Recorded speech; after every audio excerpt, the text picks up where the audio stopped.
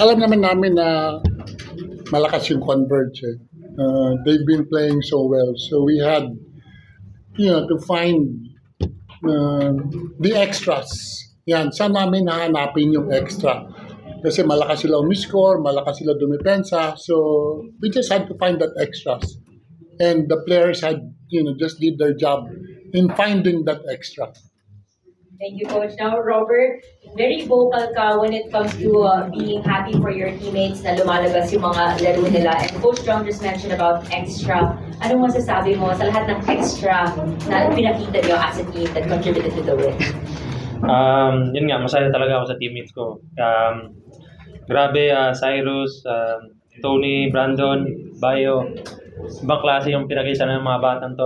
Rookie, pero yun nga, binibigyan namin sila ng kumpiyansa, binibigyan sila ng kumpiyansa ni Coach. Grabe sila magtrabaho and sabi ko nga, malakas talaga yung Converge, talent-wise. Pero sabi ko, lagyan na natin ng effort. For sure, mananalo tayo. And credit sa teammates ko, grabe si Bayo, sila Tony. Malakas yung dalawa, Twin Tower talaga, pero tinan mo yung rebounds, dumikit kami. Credit talaga sa dalawang yan, mga big man namin, ibang klase. So, hindi dahil sa kanila, hindi kami nag-6-1. So, sila talaga yung malaking contributor sa team namin. So,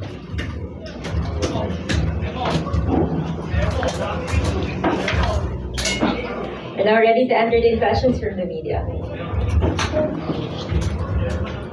Beto, sabi, ina-credit yung mga teammates mo, but during yung time na nag-aabot yung Converge, ikaw yung tumira ng mga mabibigat na shots eh. Yun nga, first half, ganyan nilalaro namin sa team. And alam nila, makakatanggap talaga sila ng tira. Lahat ng tira namin, lahat. Pantay-pantay kami, lahat. Nagtatrabaho kami. So, pagdating ng endgame, kailangan ng extra. Yun, buti na lang shoot. So,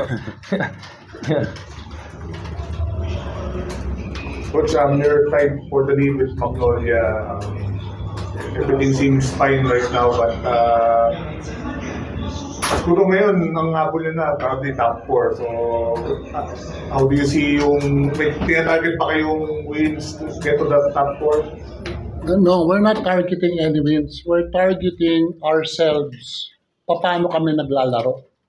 Hindi yung we need to get to this win. Ang kailangan namin is mag-improve kami araw-araw. Every practice, every minute, every game, kailangan every day mag-improve. Kung if it translates to win, then so be it. Pero mas interesado kami sa nilalaro namin ng offense at defense. And it's always a luxury to have a Robert Bolick in your team na alam nyo na endgame, alam ni Berto when it is his time. And it's just a luxury for a coach to have somebody like Berto na when it's nitty-gritty time, alam mong maaasahan mo si Berto to make the right decision and make the big shots. And he's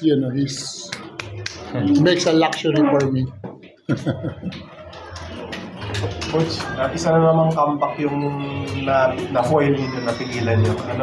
Paano mo ma-describe yung composure ninyo? Mabuti nga yung nag-comeback sila. Again, hindi sila nag-panic. They kept their poise. Naghanap sila ng good shot.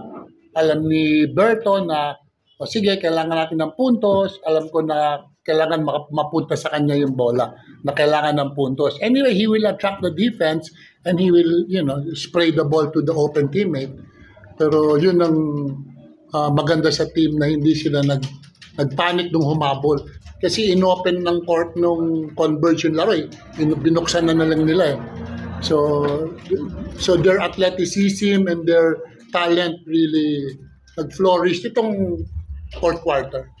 Do you think, Coach, yung experience in those games parang na-fast track with this stretch of wins na decade, mahabol? Do you think na-fast track yung parang kailangan nyo kasi ng experience come playoff time eh? So do you think na-fast track yung kahit paano in a way, hindi ko naman masabing na fast track, pero mabuti nakatikim kami ng ganun. Mabuti nanalo. Kasi ang hirap yung nakatikim ka ng gayon tapos natalo ka eh. Pero mabuti nakatikim kami ng ganon at nanalo. So mas, mas positive ang outlook nila ngayon na kayang gawin. Longest winning streak in NLEX history, and yung partnership nyo ni Coach Shot ang pinsanagya. Is this the start of something big, something good for the NLEX franchise? I can't say that.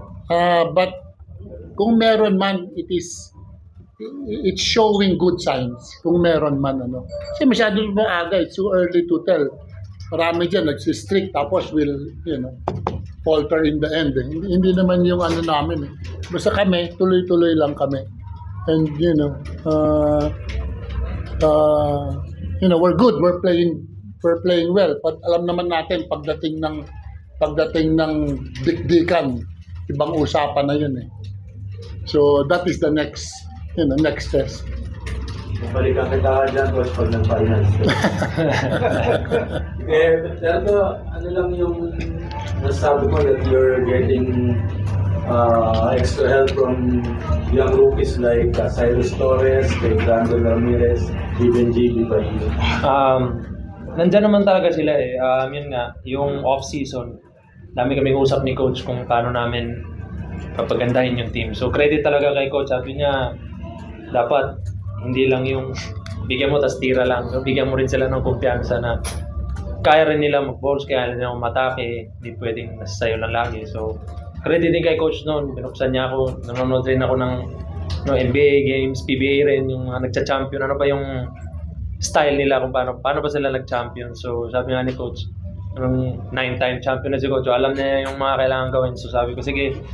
Tapos, itong nangyari. So, yun nga, credit din sa teammates ko. Talagang, pag tinignan mo yung mga pangalan ng mga teammates namin, hindi sila ganun kasikat. Pero pag nakita nyo sila sa practice, grabe sila magtrabaho. So, kita mo yung depensa namin, 83 sa team na sobrang lakas na yan. So, credit talaga dun sa mga tatapang ng mga batang yun.